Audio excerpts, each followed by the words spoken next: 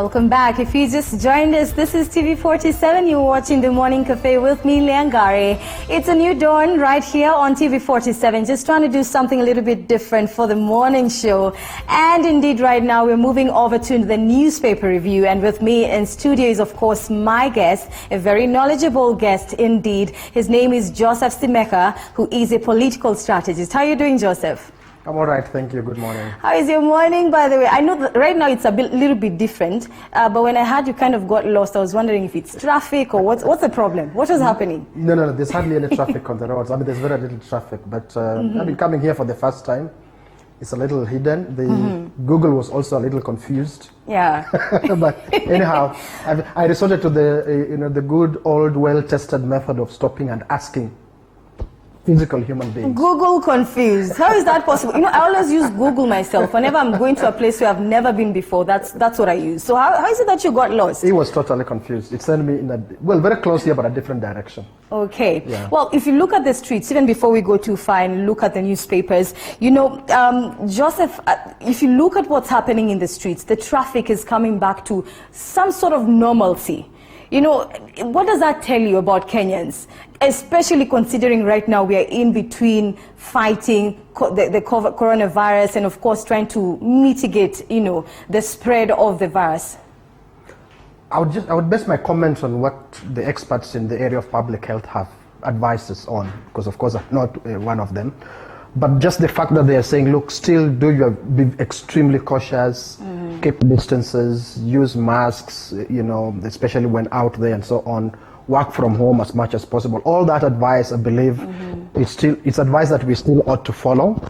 But it's not just the streets. There are many, examples of evidence that people seem to be assuming that it's not as bad as they say, it's not as bad as they say, we can relax, and so on. But I think it's reckless behavior, I think. Yeah, because when you look at the streets, even while I was driving to work, I mean, looking at the cars on the road, there was a bit of traffic, and I'm wondering, so life is back to normal, what's happening? Has COVID gone? Well, Joseph, let's just take a look at the papers. We'll just begin with the People Daily. Unfortunately, we're not able to access some of the other dailies today, Joseph, but I'm sure we'll be able to get a good look at what is happening for the People Daily. I'm just trying to connect to the People Daily right now. I don't know if my director can come and just assist me a little bit. But when you look at what is happening right now, Joseph, when you look at the wars in Jubilee, I know that's one of the stories on the front page. You're looking at the Deputy President, William Ruto, what he's going through. Seems like he's actually being sidelined by the President, Uhuru Kenyatta, who's definitely one of the guys who everyone thought, they're buddies, they're there for, forever together. My surprise would be if the URP troops are surprised. That would be my surprise. The URP troops, William Ruto and his political team, if they are surprised at what is happening, that would be my surprise. I do recall sometime in between 2013 and I think up to 2017, doing analysis on television when they were talking about merging these parties, and countless times, advising that they shouldn't. It's best to retain your party and get into a coalition, negotiate a coalition. You can negotiate and renegotiate a coalition, but not dissolve your party in the name of forming one party, because basically the party that was being formed is what we now call Jubilee. Is really TNA. It was the stronger of the initial two partners in the coalition. So for me, it's not a surprise at all. I would be surprised if they're surprised. I would be surprised if they were not prepared, if they did not expect this kind of, they're calling it betrayal. If they didn't expect this, I would be completely surprised at what kind of politicians they are. I should hope that they expected this. They knew it would be coming at some point. Maybe it's just people who are less experienced around William Ruto, who are losing their temper and they're getting into tantrums, thinking that this should not have happened.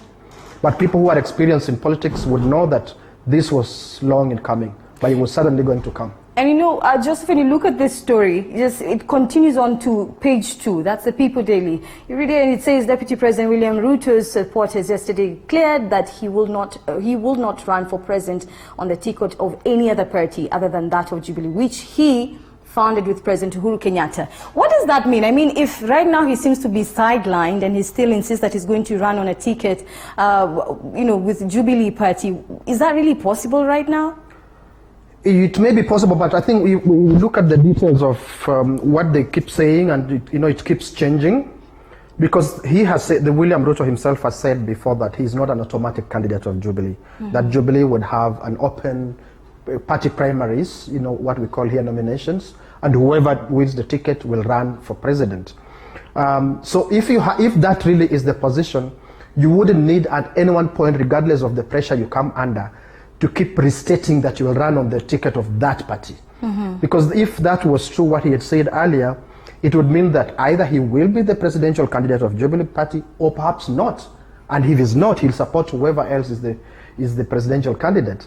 But of course, when he has said before those things that Jubilee will have a fair, open, party primaries and so on, if you know a little bit of politics, you know that no, that's not true. That is just putting on a brave face. The expectation always was Uhuru Kumi, Ruto Kumi, and that's what they said to the public, and that was always the expectation.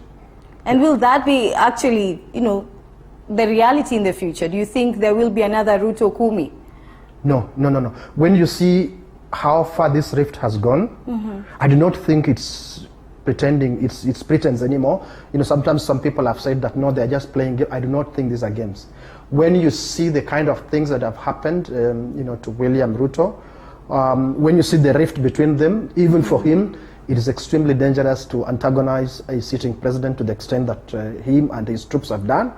It is also dangerous for a sitting president for this to happen, and then the person that they're having this tiff with becomes the next president. It is extremely risky. So I doubt that I doubt that Uhuru Kenyatta and his troops would allow for Ruto to become president. I know someone would challenge me and say that Uhuru Kenyatta is not the voter.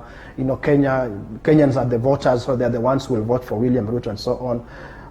That counts where all votes are counted and all votes count. Okay. But there are many situations in our country that you have to take into consideration that determine who becomes president of the Republic of Kenya. And Joseph, we're having that page on the screen right now, the Standard also touching on the same story on the front page, talking about Deputy President William Ruto's allies planning to take over. Of course, if you look at also the People Daily here, talking about the fact that it has learned that Ruto's allies have lined up a series of dossiers with which they claim expose scandals involving people who are closely, allied to Uhuru. I mean, does this mean that there's a ticking time bomb of war in the future? I think it's already out there. I think they seem to sort of have declared open war. From what we are getting on the news, they have declared open war against Kenyatta and his allies, and they're going to spill these things. And I say again, it's extremely dangerous in politics that you do not fight political wars in that manner, especially with a sitting president anywhere. Some people say in developing countries, I say anywhere, even in the US and so on. For as long as they're still in office, the Commander-in-Chief of Defense Forces, they therefore have monopoly of control over instruments of coercion and so on and so forth. You are opening a dangerous war. It's not even a question of whether it's fair or not, but I'm just talking about reality. So I do not see this, I can only see this getting worse. And in terms of them finding out these things and spilling them out, it's good for Wananchi to know what people who are in public office are doing, but it doesn't make them any better. It doesn't make for William Ruto any better. I mean, it's just that, you are doing certain things together. Now, because there's a falling out, you are talking about the other side, whoever you are doing these things with. It doesn't make you any better, but thank you very much for the information. Very sad situation there for the DP. I mean, no one would even want to be in his shoes right now, but let's just wait and see how things will pan out, as this war continues. I just want us to shift gears, Joseph, to media freedom and looking at what's happening with the media. I mean, of course, Joseph, this is not the first time we're talking about pay cuts in the world of the media industry. I mean, ever since the digital platform, nothing has ever been the same. What are your thoughts about this? Because I personally think ever since we introduced the digital platform, you know, the digital era, things seem to have changed. Too many people losing jobs, pay cuts, and now COVID is here and more pay cuts are here with us. What do you think about the status of the media industry? You know, it depends on how people who have interests in the media, including people like yourselves who work in the media, and in fact, especially people who work in the media, understand what the media is and what the media sells. I mean, because sometimes people think that the media sells news, or the media sells entertainment, or the media sells newspapers, or viewing time on television, and so on and so forth. The media actually sells people to other business entities. The media sells audiences to business entities.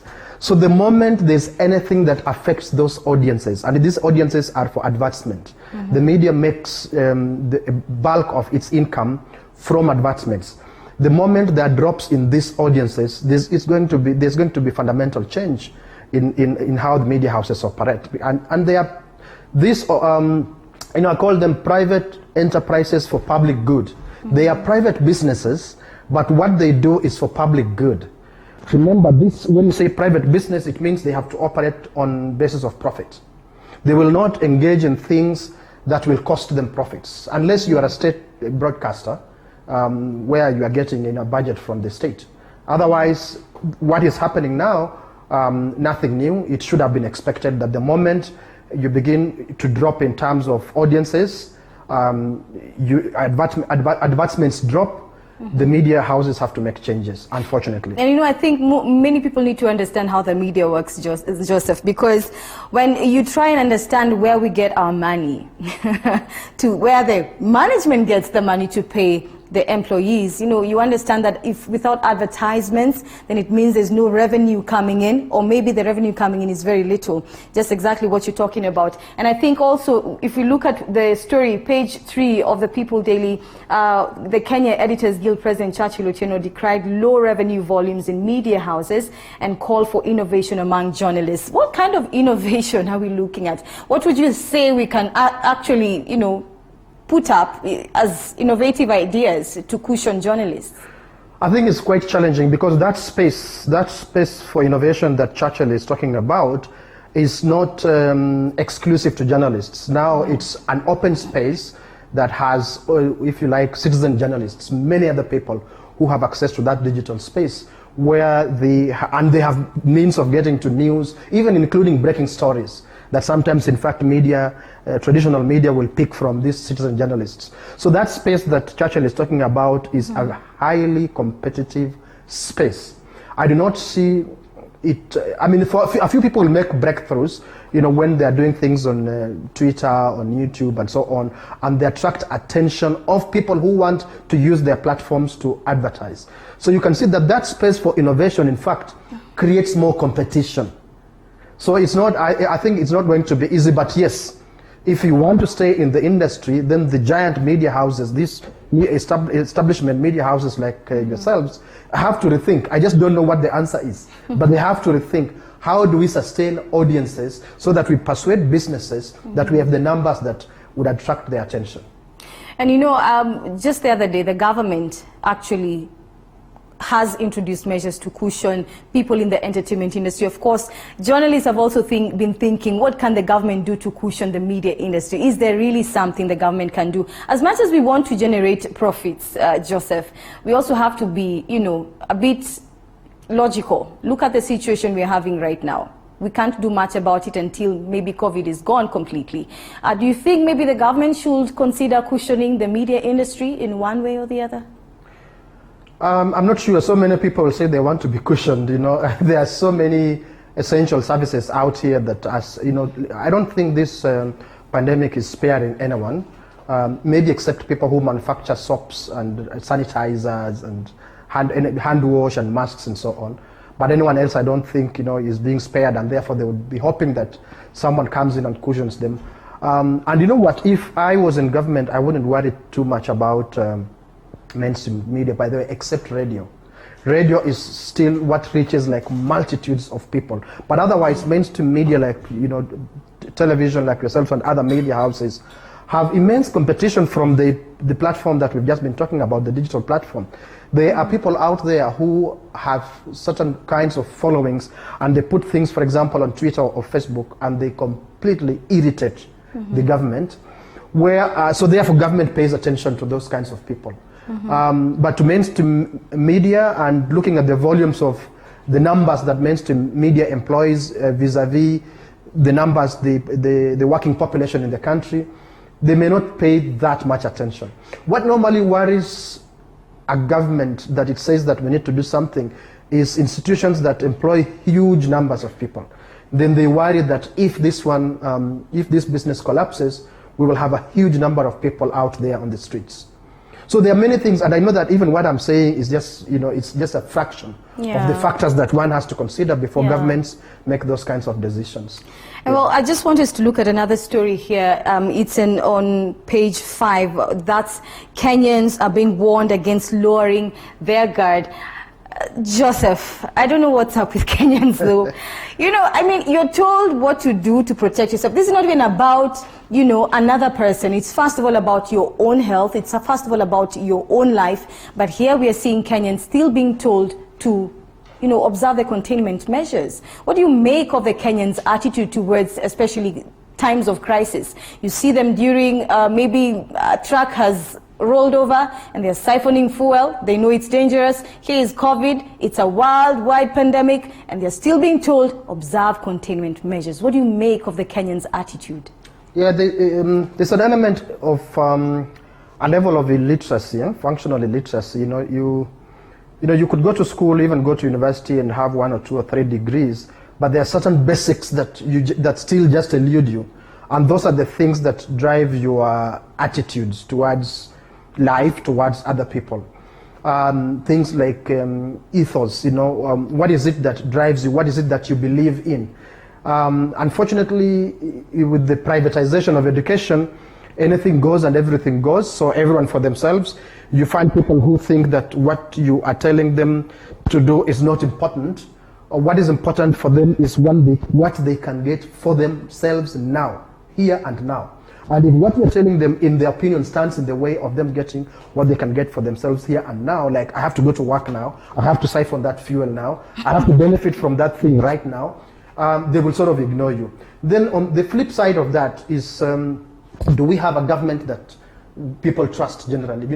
That's extremely important, that you might, because of the culture we've had in this country, a lot of people don't trust government, and that's good. Or even respect government, because you've been told to observe containment measures. People are even breaking the curfew right now. The government is trying to consider harsher or more stringent measures to make sure that people actually, observe the curfew. Like you're mentioning, it actually might be the case. There's no trust, number one. There's no respect. It reflects the relationship between government and the citizens. You wonder, what does the future portend for a country like Kenya that, people don't even respect the government? In a big way, it does portend, it does reflect, rather, the relationship between people and government. I always say that it's all right, actually, it's patriotic not to trust government, but then, you know what? Listen to your government. You don't have to take it, trust it, but listen to it, check what they're saying, verify, and then do what is best for yourself. Now, if you find that in times of COVID-19, what is best for yourself is to ignore physical distancing, is to ignore protection like masks, is to just go and mix and do whatever you want, then now the problem is not government, the problem is yourself. But the issue of trust is something that we have to look for opportunities to work on as citizens and government. That what can we do about governance of our society that can help to at least work on the issue of trust between citizens and government, so that there can be a measure of trust between citizens and their government. And even citizens having to take it seriously, whatever they're told by the government. Well, looking at page 10, I just want us to close this newspaper review. Joseph, there's a cartoon, an interesting one there. Well, it's not funny, by the way, but so there's a judge there, there's a magistrate, and he says name. He's asking the the person in court, and he says corona, and then the person says nickname, and the magistrate says nickname, the person says COVID, and then the magistrate asks country of origin, the person says China, and the other one says countries. The magistrate says countries you've murdered innocent citizens, and the person says all, and then the magistrate says I hereby sentence you to death. What do you make of that cartoon?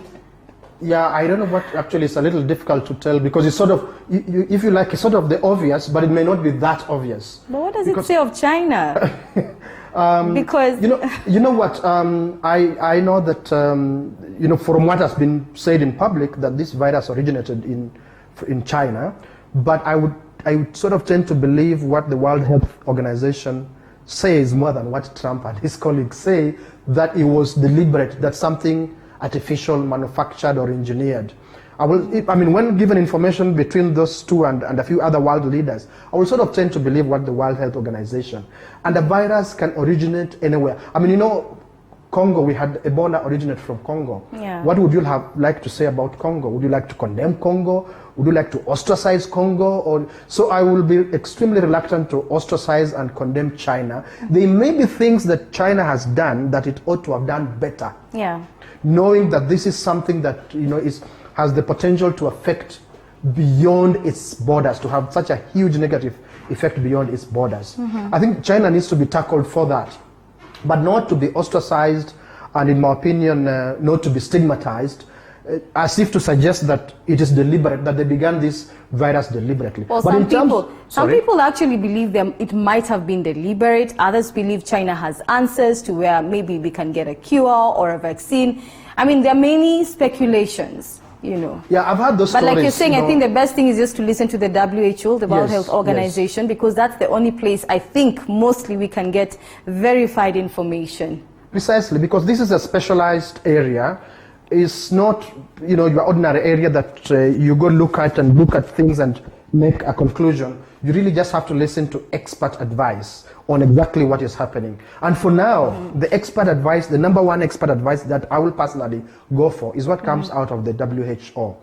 I wouldn't even listen to presidents of the various countries, because I do know that politics also play a huge role in how these kinds of occurrences are perceived and portrayed, especially in the world media, by political leaders. All right. Yeah. Well, Joseph, very interesting press review today. Right now, I want us to take a short break, Joseph, and we'll be joined by another guest just to take us through the current affairs in terms of developing stories and, of course, other stories making headlines across the country and, of course, across the globe. Well, Morning Cafe does take a short break. Remember to stay tuned, and you can engage us through our social media platforms. That is TV47KE on Instagram, Twitter, Facebook. Remember, the hashtag is Morning Cafe. Don't go too far. Morning Cafe will be back shortly. Welcome back. If you just joined us, this is the Morning Cafe with me, Lengari. And it has been a very exciting morning, by the way. And starting off the show, basically looking at the newspaper review, looking at what's happening in the world of news. And right now we want to go in depth into the world of news, and with me in studio we have Daniel Orogo, who is a political commentator. How are you, Daniel? Good. It's wonderful to be here again. And it's good to see you after a long time. I think the last time you were here was probably like a month ago. I think 2 months ago. Of course, the trajectories of the novel coronavirus, all of us are taking, cautionary measures as advised by the ministry. But it's good to see you well. It's good to see you in good and perfect health. Pleasure. And of course, we still have with us Joseph Simeha, who is a political strategist. Joseph, it was very exciting just doing that newspaper review with you. And I'm sure some of the stories we have touched on, we'll be touching on again, just going deeper into the stories. Joseph, I'll just begin with you. Looking at the Cabinet Secretary for Health, Kagwe is set to appear today before Parliament to account for funds towards the fight against COVID-19. Well, Joseph, what should we expect today? This will be happening afternoon. Well, I don't know what to say, what we should expect, but let me just quickly look at the the last few days in terms of how he and his team, when I say he, is not just him as an individual, but someone who heads a team, has how that team has performed in terms of public accountability. There's the reality and perception. Those two must always match, especially in a political environment, because if you communicate, if you fail in communication and send the wrong perception to the public, it can be very difficult to persuade the public otherwise with regards to how you've used public resources, even if what you are saying is true.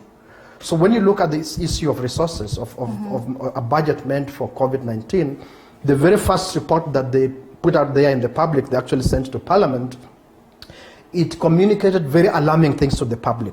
Now, he is arguing that there is we as the public misunderstood. There's really nothing that has been stolen and so on. But guess what? That is what has come out to us as the public. Maybe he may be able to change, him and his team may be able to change if they come before Parliament, they bring details that the public can use to verify that maybe it was just a problem of miscommunication. And this is something that people who are in public office, administrators and politicians and so on, must always bear in mind that they are accountable to certain people, that they don't take things for granted. Okay. I want to just quickly link this to something Kagwe did at the beginning of, when he was barely days old in office, and a court of law gave an order about a couple hundred passengers on a Chinese airliner that had come in to be traced and quarantined, and his response was sort of dismissive. Now that sets a certain impression in people's minds, the kind of public officer you are, that if you can be dismissive of a court of law, what about these other aspects of accountability? And that's what we were talking about, Joseph, before we took a break. When we were just doing the newspaper review, you mentioned the issue of trust between government and the citizens. And if this is the attitude, then it speaks of how the Kenyans will even respond to the government and even the level of seriousness. But let me just hear from you, Daniel. Do you think this is an issue of miscommunication, or perhaps there's misappropriation of funds, perhaps?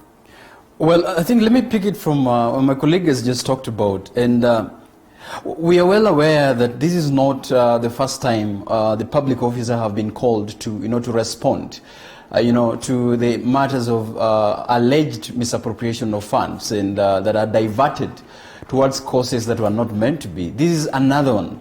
But again, we are here as a country, and remember that the money that we are being, the ministry have been asked to account for is from the external sources. And you see, what we always have is what my colleague has talked about is running so fast and dismissing, public documents that are, have leaked out to sources. I would take it to a different twist and give it the fact that, it is now the ministry against the public, and look at what not only the reaction by the minister, the head of state in his address on Labor Day actually exponentially came out to dismiss and even alleged that this is an issue that is now being politicized, as opposed to asking Kenyans to wait until the processes that are called for accountability are taken care of. Remember that the parliamentary committees are quasi-judicial in nature, in a sense that if you are someone to give a detailed explanation about an allegation, then it is a matter of proving the worth of explanation to what you are called to account for.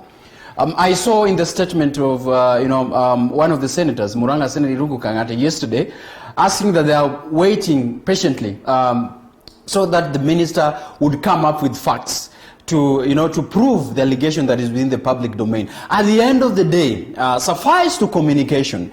At the end of the day, it comes to a matter of restoring the public trust, because when you are called to account for resources in the public that you've used, it is in line with what you expected for, and that is reassurance of the dignity in the office that you serve. So that speaks volume for itself as well. Daniel, looking at the fact that we even got 6 billion from the World Bank, and then now we have this issue of we have to, the CS has to account for how the funds are being spent and where they're being channeled in terms of, the fight against COVID. I think it calls for, some bit of concern towards how the government is perhaps handling funds, especially funds that are really needed by the citizens. But away from even the funds, of course, people are speculating, of course, the fact that maybe the CS might have to explain the situation at Cambry in relation to the suspension of the scientist in charge of COVID-19 testing. This, in case, is Dr. Joel. What do you guys think about the suspension? Yeah. Let's just begin with you, Joseph. Very well. If I may, on the area you are running away from, and I know it's in the interest of time, but they are related because these are issues of public accountability. Even this issue of the scientist, Lutomia, I think is his name, who was demoted, I think these are issues of public accountability. Cambry, you are hearing about the complaints about some scientists not getting allowances, and yet they work in a very risky environment. Those are issues of public accountability. What I want to draw your attention to, not even the figures of monies and so on, just the fact that the people who are supposed to be spending this money are public officers. Some of them are state officers, but let's just take all of them are public officers. Ordinarily, they have hospitality budgets. So therefore, that means when they receive donor funding to spend on something that is like an emergency, part of that money should never ever go into hospitality, because ordinarily they do have.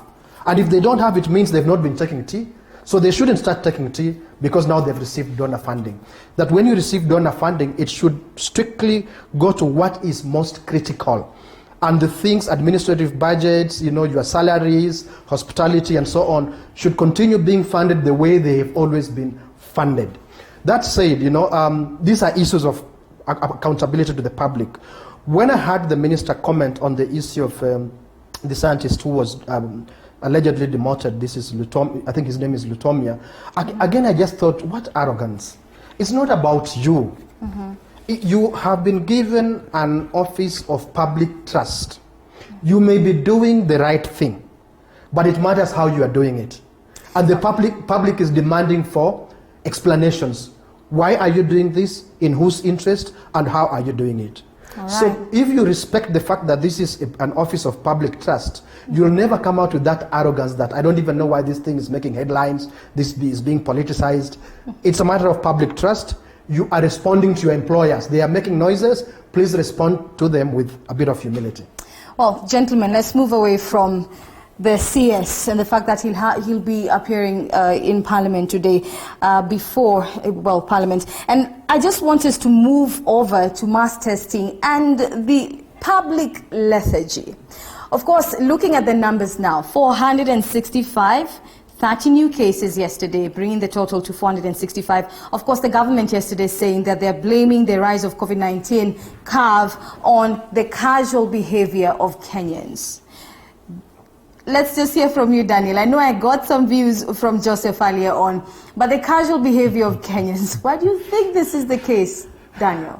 Every time a question is put forward on how, Kenyans are casually reacting towards a certain, happenings, there are matters that I always put into perspective. And I had before, Joseph actually, talked about an issue about, mass ignorance when something serious, like this is called to come to order. I also like to, put my message that the fact that,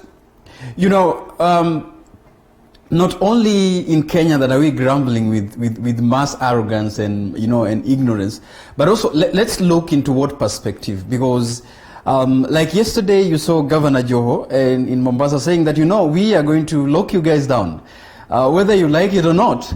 So I think there is a sense in which our leaders must begin to realize that the public are now not only wary about contracting and the virus and also spreading it, but now people are beginning to question, are we going to die of the novel virus, or we are going to die, for lack of putting food on the table and trying to feed our families every day? So, Daniel, it's a really thin line. Because that's what much as you want to go look for food, you have to also remember that in your looking for food, you're putting your life on the line. What I'm saying, and this is why I said, first of all, is the measures that we put, and for one reason, I'm not really trying to justify the cause of Kenyans, but I'm trying to let us also look at the other dimension, that, it's within normalcy that we are seeing Kenyans, especially in areas that are so underprivileged, are now trying to weigh, do we really have to, to stay locked in the houses, or do we really begin to question why, how then do we put food on the table? The other time you saw a case that have been within, I think, some areas in Mombasa where, the public were outrageous about families now beginning even to cook stones, to keep their children think that they're cooking food. And this is why we are seeing within the cities, people are, in what we call ignorance, are moving out, in large numbers. Daniel, to feed that brings us to the fact that perhaps the issue is that government orders remains government orders in the interest of the public. In that, if we violate the orders that are, put forward by the ministry, then we are putting innocent people to risk. I think this is a message that needs to get outside there and sink into the minds of Kenyans.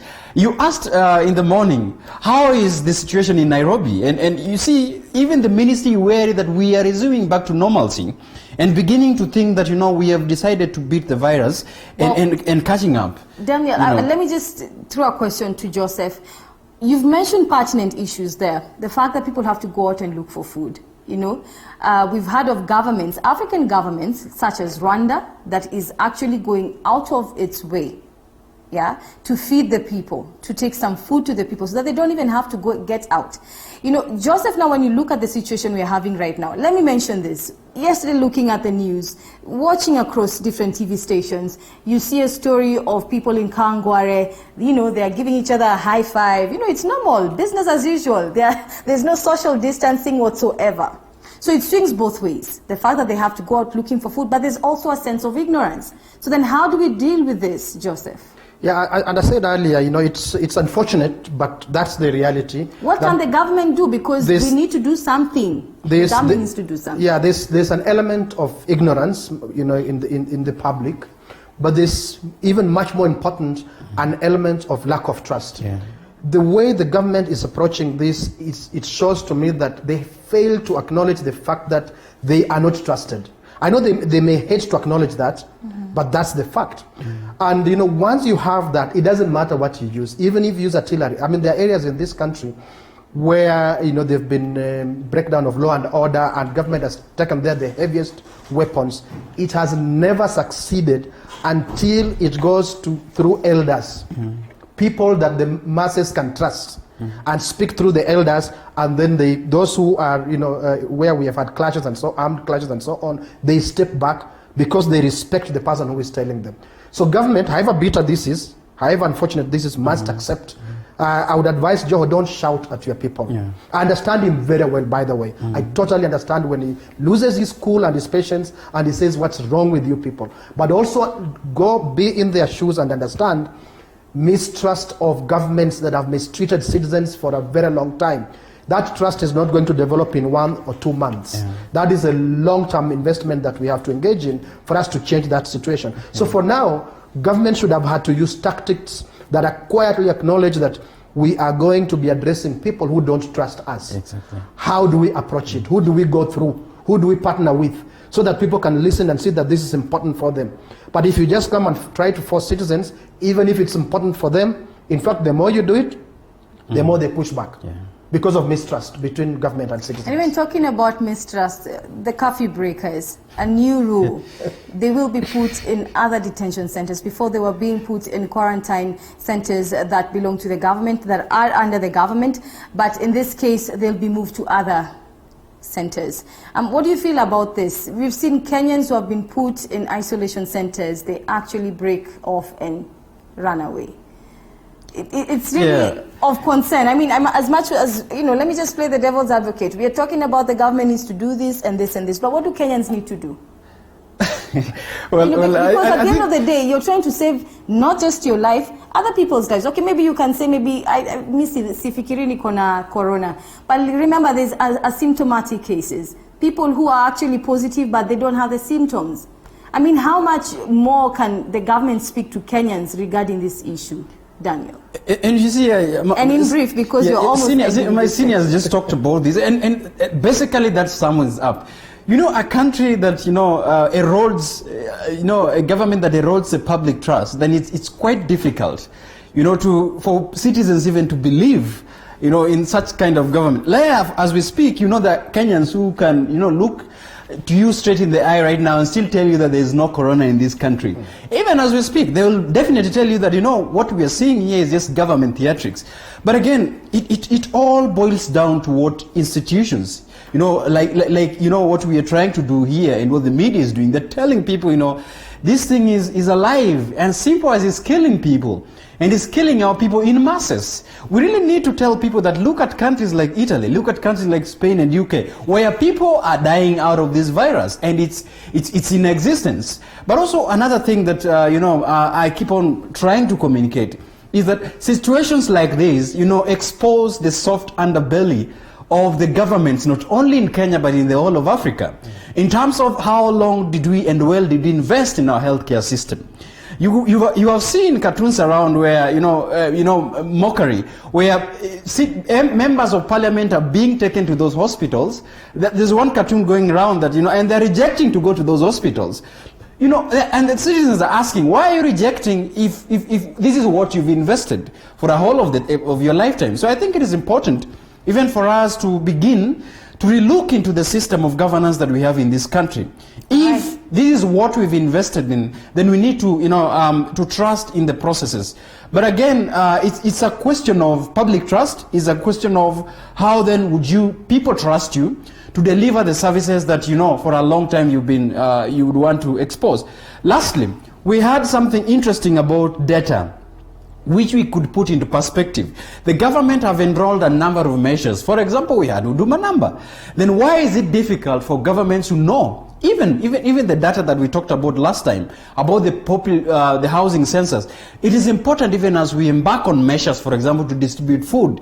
It could be quite easy for the government to know how many families are seriously underprivileged that need support in terms of distribution of food. Daniel, I'll cut you short from there. Well, Joseph, I know he's mentioned the issue of African countries, the healthcare systems. Of course, it has been said that some of the counties, Kenyan counties, are not able to fight COVID-19, effectively because the healthcare system is, seem to be a bit weak. But I just want us to shift our mind away from now the Kenyan perspective to take it to the regional perspective before we come to a close of this session.